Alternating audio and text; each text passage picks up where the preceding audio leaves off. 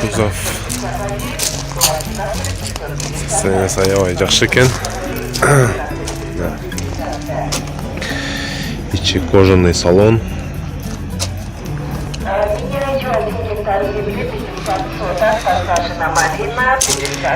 Телефон номери 0701 507 065 93 жылкы экен, объемы чеки. Басы 2900 долларга деп коюпту.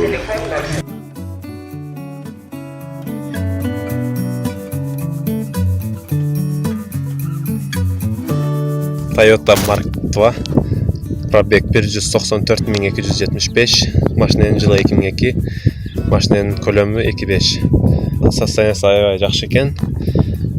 Сурап жаткан басы $4600. Байланыш номери 0555 222 202.